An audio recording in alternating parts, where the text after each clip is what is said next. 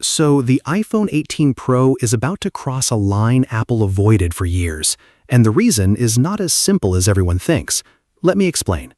So it all started back in 2017. Apple dropped the iPhone X at $999, and people thought it had gone too far, next to Samsung. It looked insane, but then Apple did something nobody expected. Everything got more expensive.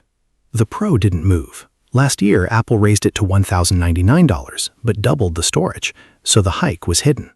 And this time, there's no storage trick big enough to hide it. According to a Wall Street Journal report, Tim Cook basically said price increases are unavoidable. And yes, the memory crisis is real. The RAM and storage now cost Apple around 300% more than last year. That alone pushes the build cost up by about 25%. And this is where the price story gets ugly. If Apple kept last year's margin, the iPhone 18 Pro would start around $1,371. Obviously, Apple won't go that far. It'll eat some margin to soften the hit, but at least a $100 hike feels like the floor. Now, memory is only the first problem. Another cost is hiding in the camera. But don't look at the camera count. Both 18 Pro models still keep the triple 48-megapixel setup.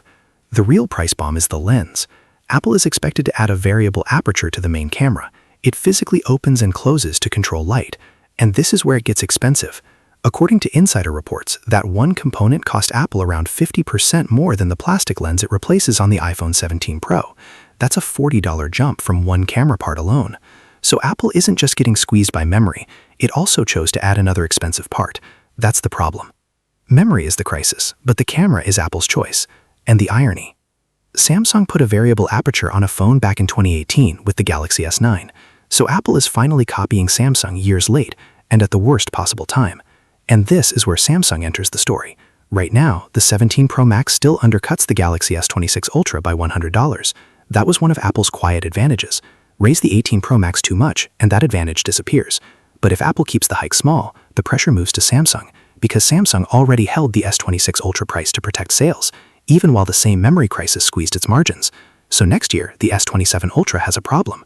And that is exactly the pressure Apple wants Samsung to face. And the price is not the only problem for Apple here.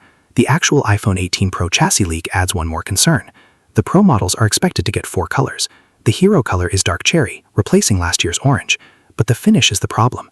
Apple is keeping the same anodized aluminum finish as the 17 Pro, the same finish people said chipped within days. Apple saw the complaints and carried it over anyway. And it is not just the crisis Apple wants everyone focused on. It's a costly camera on a finish people already complained about. Apple's attention went somewhere else this year. The iPhone Ultra. I covered why the iPhone Fold just handed Samsung 7 free months, and it's a wild story. Click right here to watch it, and I'll see you there.